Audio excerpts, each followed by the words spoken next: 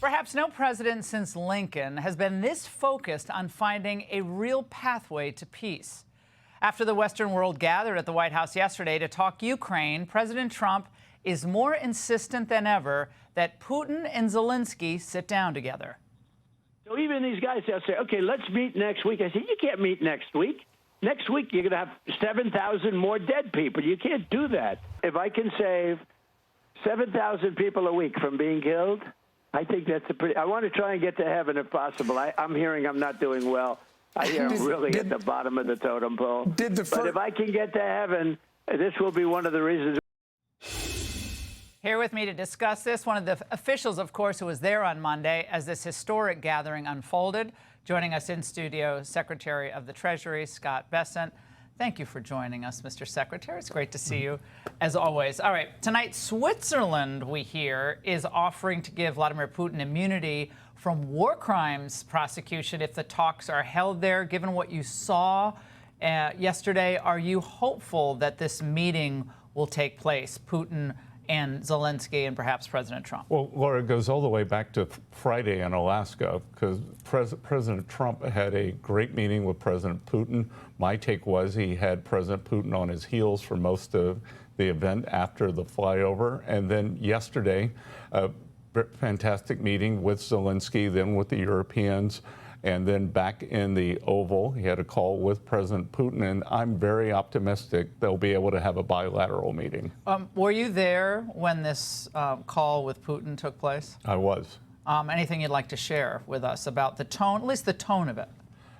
Look, it was very late in Moscow. President Putin was open to meeting with President Zelensky. And as you know, President Trump's very persuasive. They had just met. And as I said, I'm optimistic. Was Putin up waiting for the call? Did you get the sense? Well, the president gave him the option. I could call you, send a message. And Putin said, well, I'll be up for 15 more minutes, or you could call tomorrow. And I think Putin wanted the call that night. So that shows he was eager to hear what the president had to say. The way that the media, who are just never, they're never going to like anything Trump does. I'm just convinced. He really could cure cancer, and they would say, why didn't you do it yesterday? So NBC's take on what happened yesterday is that the president was susceptible to total flattery, that the European leaders were there wooing him, that Zelensky put on the suit, and it was, thank you, sir, for all your effort. And that's the only reason President Trump was as magnanimous and as open to security guarantees and so forth. You were there. Tell us what we should understand and take away from what happened. Well, Laura, again, let's go back to Friday, because the security guarantees go back to Friday, President Trump's meeting with President Putin in Alaska. And President Trump has wanted to end this conflict that never would have started if he had been president. And he convinced President Putin about the security guarantees, that it is, what the Europeans call coalition of the willing. The U.S. will not have boots on the ground, may provide some kind of air support, satellite support. And then yesterday, President Trump came in with a plan. He doesn't do these things randomly. And he knew what he had to do with President Zelensky. It was a very good meeting. That wasn't flattery. The flattery argument on the part of NBC. Laura, please.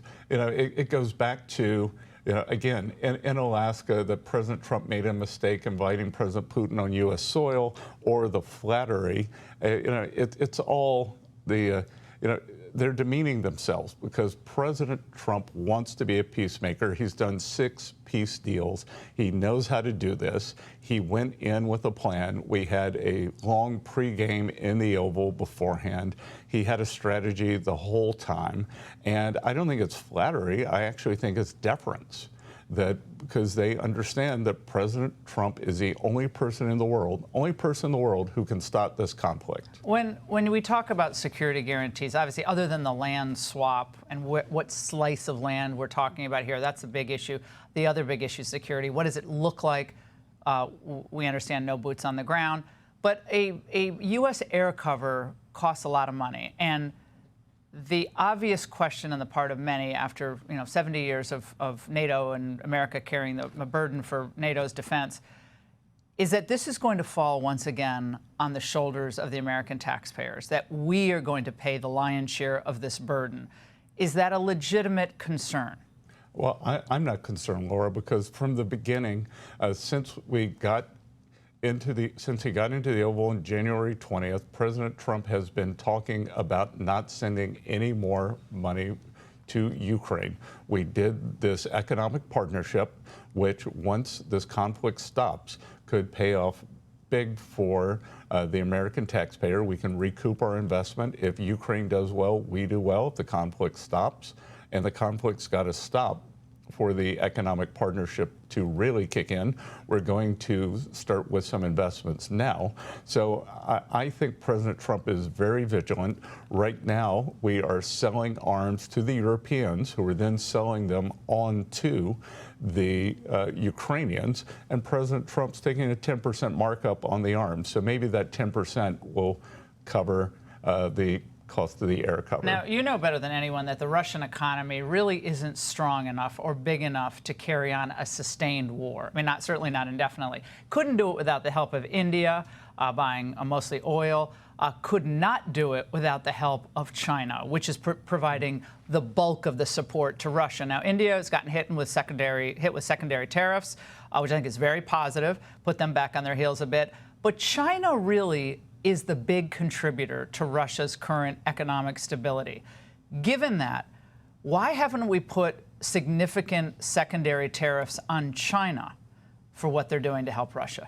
Well, a couple of things there, Laura. One, China had always been buying Russian oil. So in 2022, 13% of their oil came from China, and now it's 16%, and they want a diversified oil supply. India, on the other hand, got about 1% of their oil from China in 22. Now it's up to 37%. So they're doing what I call the Indian arbitrage. They're buying cheap Russian oil, selling petrochemicals back out. Much of that is going to the richest families in India. We already have very high tariffs on China, and now India is going to see what it feels like. But China buys an enormous amount of ag from Russia as well, and they are the biggest supporter of Russia. Without China, Russia couldn't be in this war. Do you not agree? I agree. They've $15 billion minimum in dual-use technologies and other support that I'm sure we don't know about. What can you tell us about the current state of the issue of TikTok? Because the president and the White House, I mean, the president enjoys TikTok. Obviously, there's a lot of support on TikTok during the campaign. That's been a question for our relationship with China. You're going to be in these negotiations with China. But we've been told for years, including by President Trump, that this is a security issue for America and Americans. Our data, the power of China's propaganda, yet, a lot of people on TikTok. I'm not on TikTok, but a lot of people are, including the White House. What can you tell us? Laura, I wear a lot of hats in the administration. I am not part of the TikTok negotiations. I do lead the China negotiations, and in Stockholm, TikTok was not part of that. When do you expect that we will see movement on the China talks? And do we need a trade agreement with China, given how well the tariffs are working out? What we're very happy is we had 20%, about 25% tariffs from President Trump's first term. We've added 20% fentanyl tariffs, 10% baseline tariffs. So we're at 50 or 55%. China is right now the biggest revenue line in the tariff income. So, if it's not broke, don't fix it.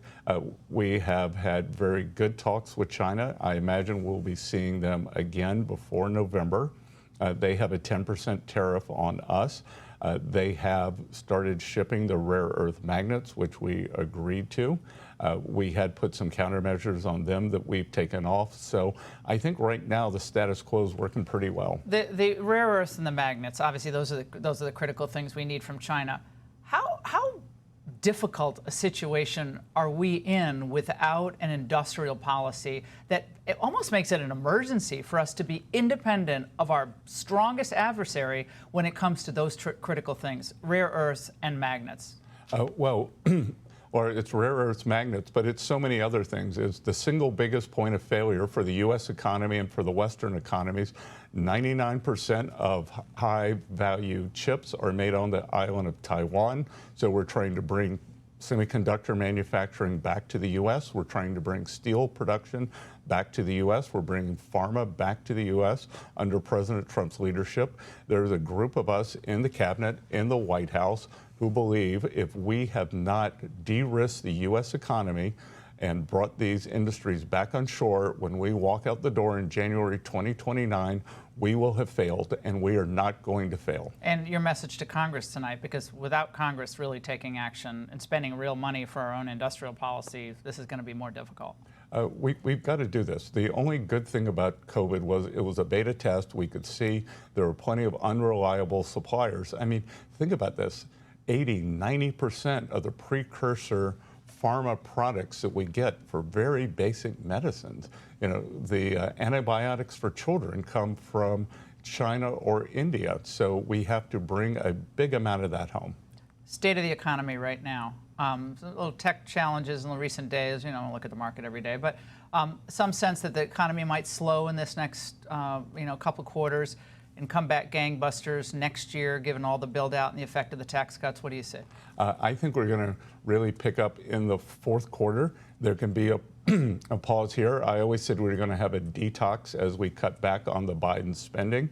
Second quarter of this year, the government's contribution was down.